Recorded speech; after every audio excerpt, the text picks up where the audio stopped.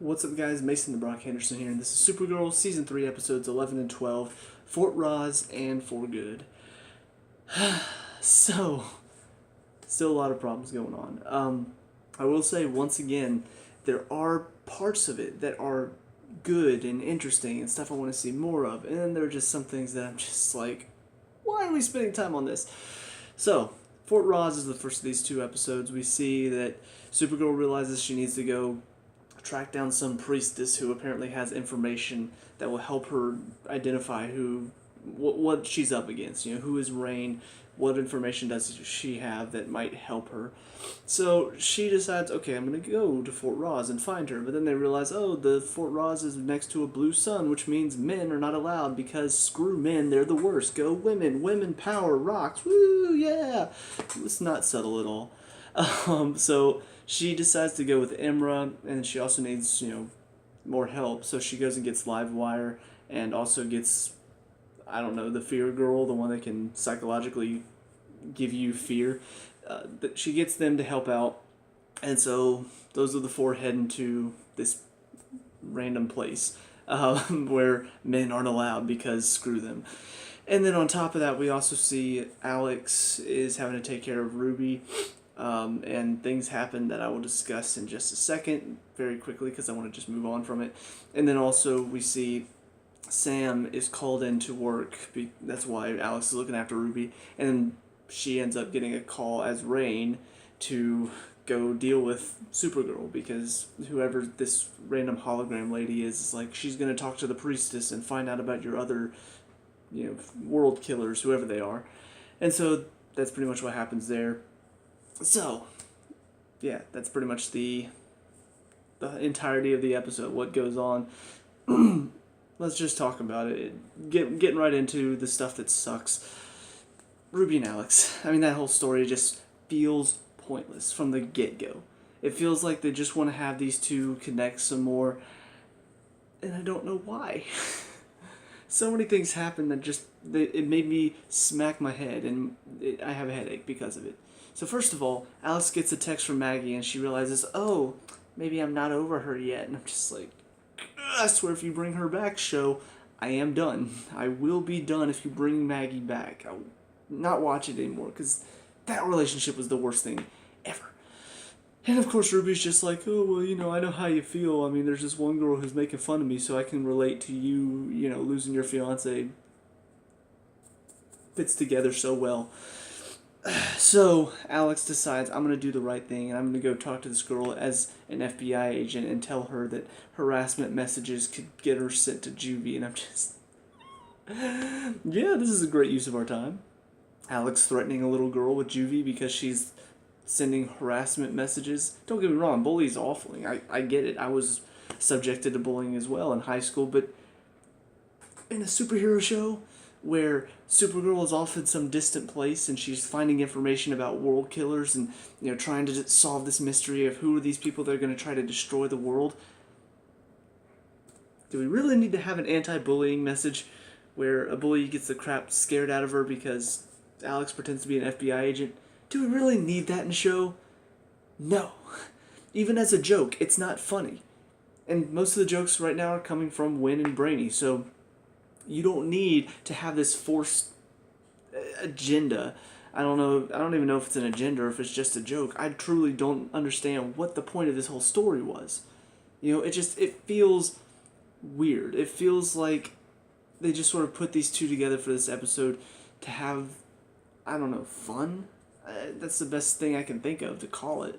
And it really wasn't fun at all. So, anyway, the main thing that comes out of this is Sam comes back to get Ruby after the end of this episode, after everything's happened, and she tells Alex, hey, I don't know what's going on, I appear to be losing time. So that's pretty much the only thing that comes out of it, but I had to spend an entire episode with Alex and Ruby just to get to that, so it really didn't make any sense.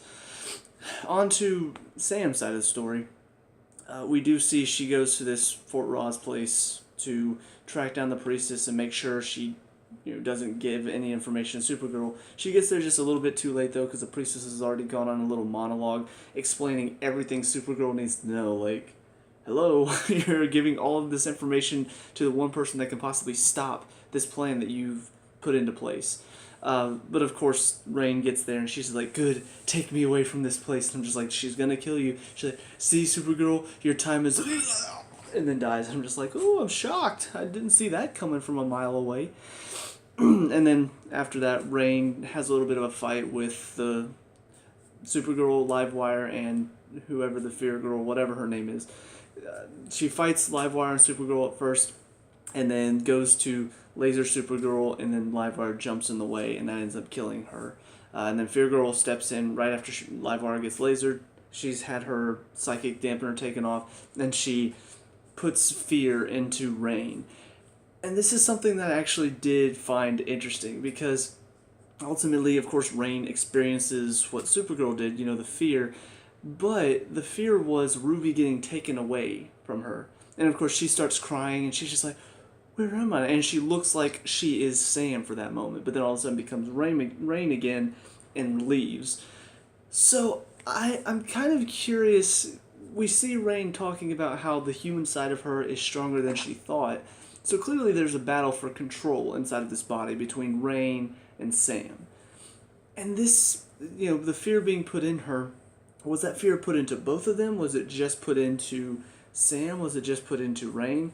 If you played Arkham Knight, Batman Arkham Knight, I liked one of the things that they did at the end of the game where Batman gets injected with fear toxin, and of course he's been dealing with his Joker blood inside of him, and so Joker's been kind of messing with his mind most of the game, and it's just kind of like, who's the real one? Is Batman winning out, or is the Joker winning out?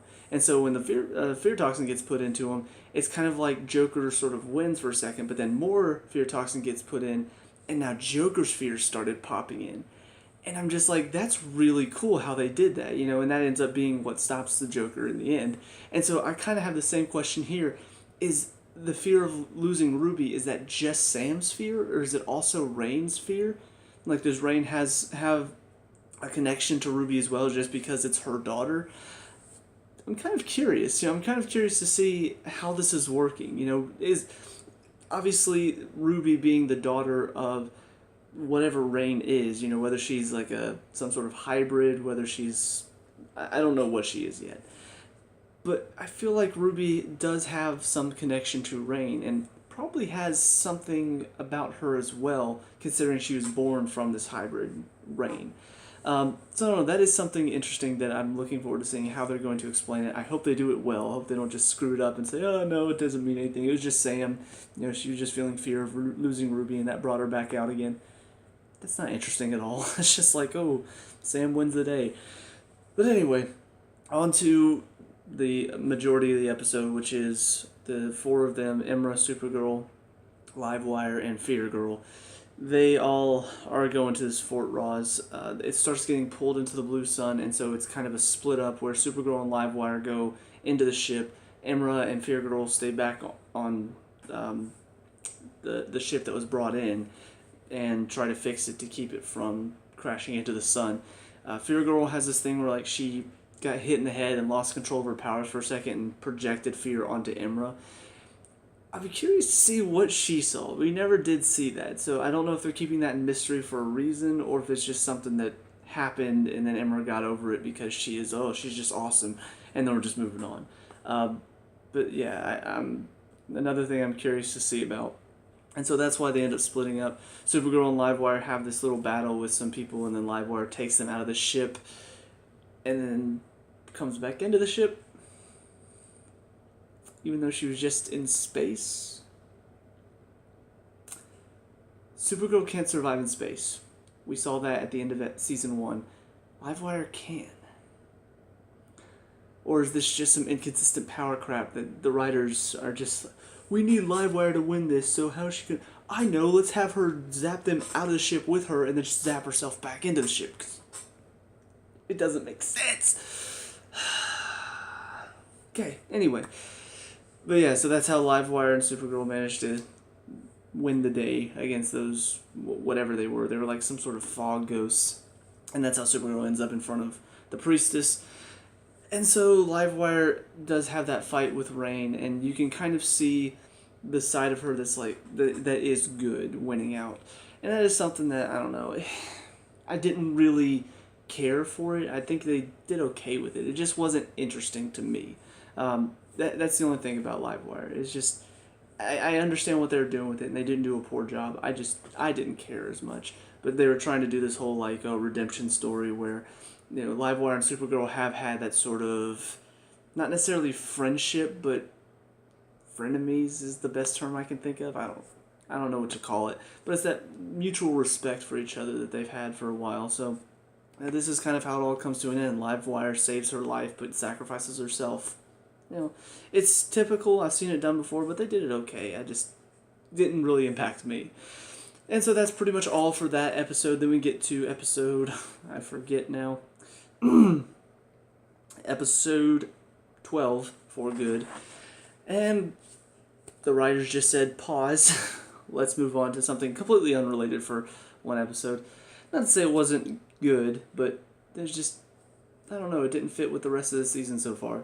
So it's all about Lena and Morgan Edge taking on each other. Still see him as General Talbot, and I hope the fact that he gets arrested at the end of this episode, I hope that means that he's coming back to Agents of S.H.I.E.L.D., and that's why he's not going to be on the show anymore, because, frankly, you gotta be back on Agents of S.H.I.E.L.D. It's a better show for you. I'm sorry, but you've got to stay off of Supergirl from now on. You are one of the best things about the season so far, but as an actor, from actor to actor, please, General Talbot, go back to Agents of S.H.I.E.L.D. Save your career now. Anyway, so this is just pretty much a battle between the two of them. We saw Lena, she took a gun into his office after what happened, threatened to kill him, and then he pretty much outsmarted her, kept her from doing it. And so there's a little bit of a butting heads in this one. Still a lot of Lena and Jimmy, which just makes me want to puke because of how stupid and just awful it is. But as I was saying, there are some interesting things because we see Lillian returns to sort of fight and protect her daughter. And that part of it was fairly interesting. Just seeing her be very mother-like and actually show care for her daughter by trying to kill a guy that's trying to kill her. Very strange way of doing it, but I don't know, I found that part of it interesting.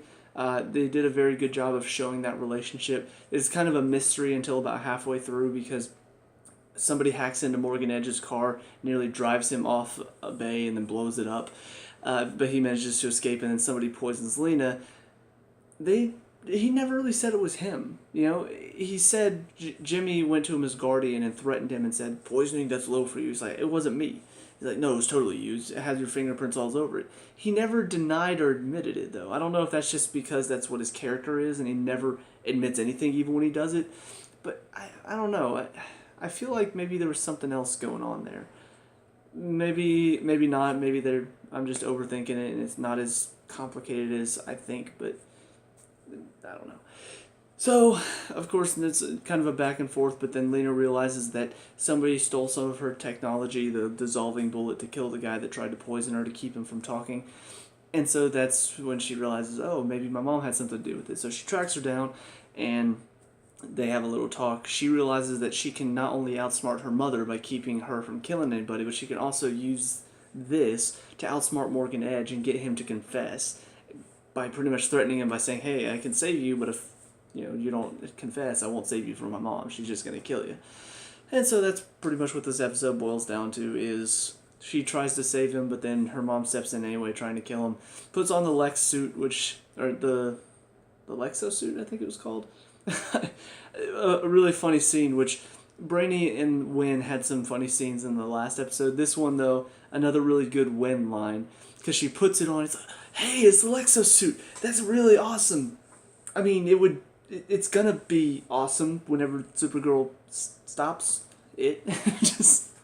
I don't know, his deliveries are perfect, and it makes me glad that they brought that Wynn back, because like I said, last season was all love-struck Wynn, all focused on this alien girl. This season, it's back to the Wynn that I remember, smart, funny, coming up with these witty one-liners, and just being pretty much the comical side of the show. That's a character I can get into, and I'm glad they brought him back. Respect, Wynn. So they have a little fight. Supergirl is there trying to stop the Lexo suit, but there's kryptonite involved, so she can't stop it on her own. And then Mon-El comes in with these drones that Wynn hacks into, attacking the suit. And so they kind of tag team it, and I don't know why they're doing this. It feels like Supergirl finally came to respect the fact that this is just a difficult situation that she's got to get over. But then Mon-El comes in to help her, and he's just like, after this is all over, hey, we make a pretty good team, we're pretty good at fighting together, aren't we? And I'm just like, you're clearly still interested in her. And the show is trying to make it seem like, oh, maybe they're going to get back together. Who cares? Who cares? Just move on, please. They're doing the same. They did the same thing with Alex in the last episode. Tried to bring back Maggie again. Oh, maybe I still have feelings for her.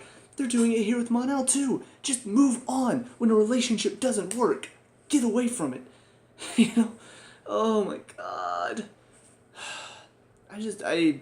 I see what they're going for here. They're gonna try to make this into a love triangle, and I don't like it. I feel like at some point Emma's just gonna die, and they're gonna be like, oh, if only somebody could help Mon-El and be there for him. And oh look, there's Kara.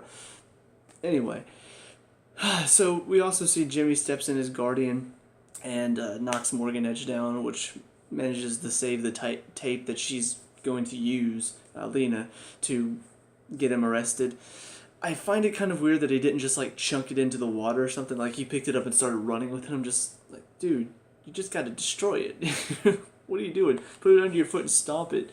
But anyway, so now he's arrested. Lillian gets arrested too for the time being. She even says, until I escape. So the other part of this episode, though, which once again could be interesting depending on how they do it, we see that Sam is kind of realizing something's wrong with her and wants to figure out what's going on. So she goes to Alex for help. Alex tries to test to see if maybe there's something wrong with her brain. There's not. And so she goes to Lena and Kara and tells them what's been going on with her.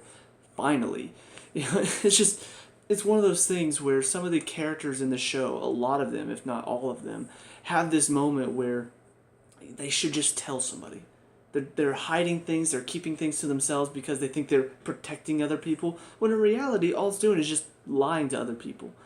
And it hurts other people whenever you lie to them. But it's like they don't understand that. And now it's just been festering and festering and festering.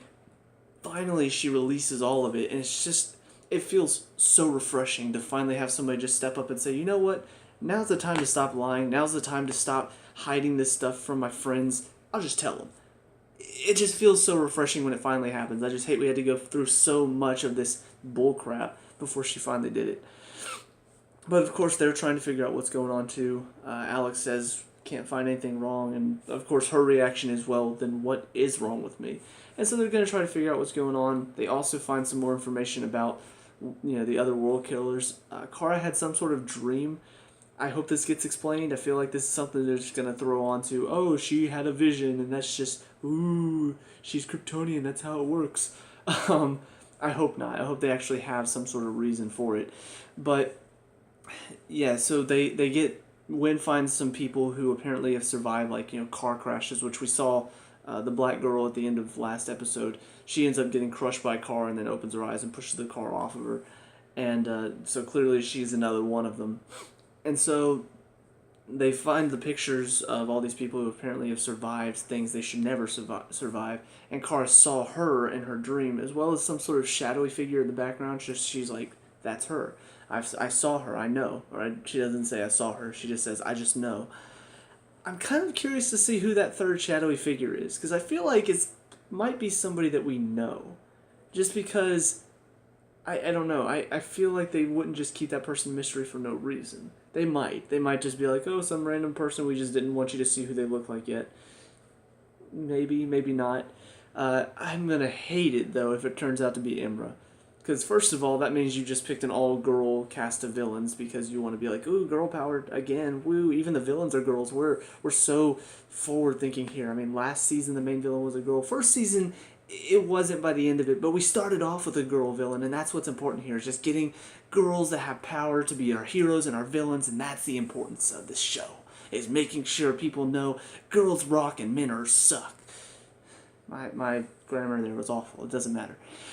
Anyway, but not only would it do that whole thing with all the girl power going on, but also it would just make things way too easy. You know, oh, Imra is the third and final world killer. What a shock. That means Mon-El can't be with her anymore. That would be the worst thing ever. It would be more interesting if it turns out to be maybe somebody we know that's been secretly Kryptonian this entire time and we just had no clue. I can't think of anybody that it might be that would make sense. What if it was Tess? Tess Schumacher. Ooh. Just a random third-party person that's just been working at Catco for the past couple seasons. You're just like, oh, she's just the comic relief in the office that is nervous and bumbling and just is there to look pretty. But no, turns out she's actually the third world... I don't know. It's probably going to be something stupid where I either see it coming a mile away or it's just going to kind of be way too cliche. It's slightly interesting to where I do want to find out what's going on. I do want to find out who this third person is. And I also want to find out if maybe they have something to do with what happens to the world in Mon-El's future. But yeah, that's it for me for these two. I've got one more, I think, until I'm done with this little section, because I think they're doing some weird thing where it's like they had 4 episodes and then they cut it off until March, like late March. I'm not entirely sure, but yeah, I've got one left and then I'll be done with this, so pray for me, guys. Anyway, that's it for me, so let me know what you guys think down in the comment section below. What were your thoughts on these 2 episodes? Let me know. We can talk about and discuss all that good stuff. Leave a like and subscribe for future Supergirl reviews, and I'll see you guys in the next one. Peace out.